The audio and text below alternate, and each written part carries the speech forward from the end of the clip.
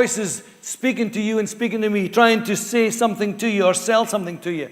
Voices that are reminding you or voices that are recommending things to you. Voices that are conveying things to you or voices that are trying to counsel you. Voices are everywhere. And you know, the truth is that who we listen to and what we listen to actually can shape our destiny.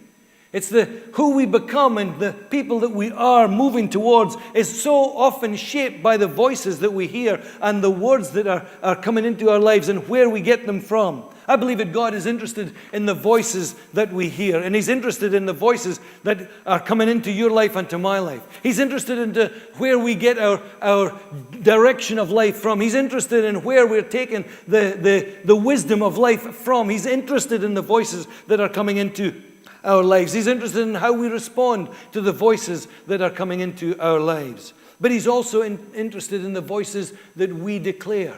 He's also interested in the voice that you are, and that you are, and that you are, and that I am.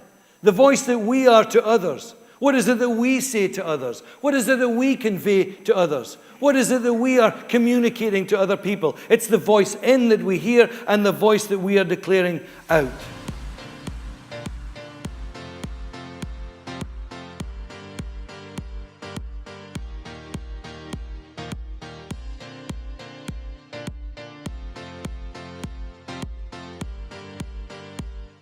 You've always heard that little phrase. It says, sticks and stones will break my bones, but words will never hurt me, huh? How many know that? Balcony never knows anything. They never stick a hand in. Sticks and stones may break my bones, but words will never hurt. What a load of tosh. What a load of rubbish. All of us in this room today, I'm quite sure, have the scars and the wounds and maybe even the active pain from all the hurt and issues that have come through the spoken word landing on you and me. Where external voice of destruction has said to you, you're no good, you're no good, you're no good. Whether it's a response to an invitation for a job, whether it's a parent, whether it's a school teacher, whether it's a friend, whether it's a close relative, whatever it is, that external voice of destruction has said to you, you are not who you say you are. You are hopeless or worthless or of no value. Proverbs 18, verses 20-21 says, words satisfy the mind as much as fruit does the stomach. Good talk is as gratifying as a good harvest. Words kill, words give life. They're either poison or fruit. You choose.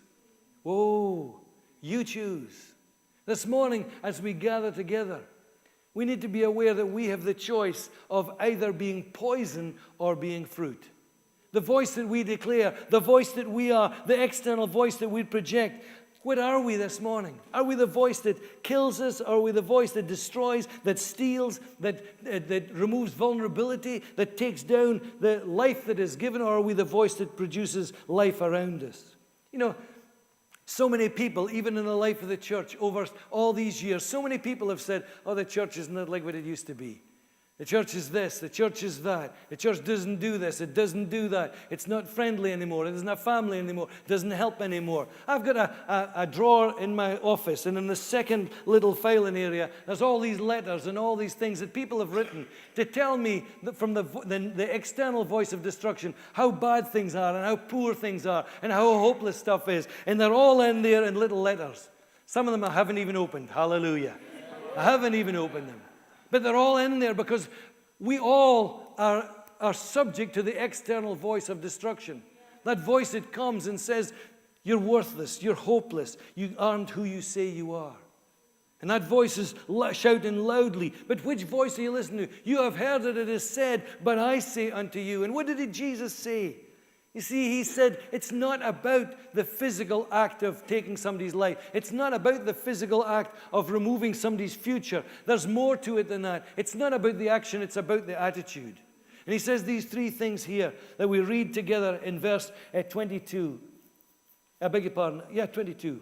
But I say unto you that if you're angry with your brother, you'll be subject to judgment. If you say to your brother, Raka, then you're going to be before the Sanhedrin. If you say, you fool, you'll be in danger of the fires of hell. You know, he's saying that the voice of destruction starts actually with the attitude of destruction. It starts in our heart, not in our mouth. And he's describing there, he says, it can be because of negativity carried within. If we harbor anger, and that word anger is an interesting word. It's about ongoing resentment and unforgiveness and bitterness. It was a smoldering and not letting go of something. Hebrews 12 says, make every effort to live in peace with everyone and to be holy. Without holiness, no one will see the Lord. See to it that no one falls short of the grace of God, and that no bitter root grows up to cause trouble and defile many. Where are you in here today? Have you got that root of bitterness slowly growing up and consuming you? Is your attitude one of negativity all the time? Are you carrying and harboring that negativity within? Paul wrote to church in Ephesus and said, put off falsehood. Speak truth to your neighbor, for we are all members of one body. In your anger, don't sin. Don't let the sun go down on your anger and still while you're still angry, because then you will give the devil a foothold. You know what a foothold is? It's that small little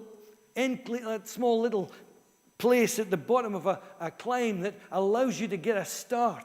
It allows you to get a start as you're climbing and moving and shaping and heading from where you are to where you're going to be, a foothold.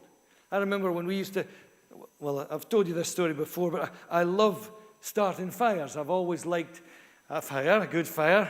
And we've got this thing in the back garden, which my neighbour has just done the same again. He's made a whole bunch of wood available, and we've got this thing, and I just love chucking wood in this fire and just sitting there and watching a fire. It's a lovely way to pass the time of day. So I love starting fires. But right up the back of the house, we were doing some work, and I cut down some trees and some shrubs and started a fire, and it was fantastic. It was raging for the whole evening, and then it was time to go to bed. I thought I'd better put this fire out. So I covered it in earth, and the whole thing was covered in earth. And I thought, it's fine, went off to bed, slept all fine. Got up the next morning, so I better clean this up. But when I kicked the dust, the fire broke into life again, and it just needed a little bit of oxygen, and off it went again. You see, the fire was like this. It was harboring all that energy inside, all that harm and destruction. It was harboring and containing and smoldering underneath. It didn't need much oxygen. It didn't need much air. But once it got a little something, it came alive again. Is that you today? Are you harboring and carrying within you that negativity? Because if you're carrying negativity within, he says it's not difficult to move from the negativity within to be the negativity that's communicated about. It's not just holding in our head, but it's the hurting with our tongue.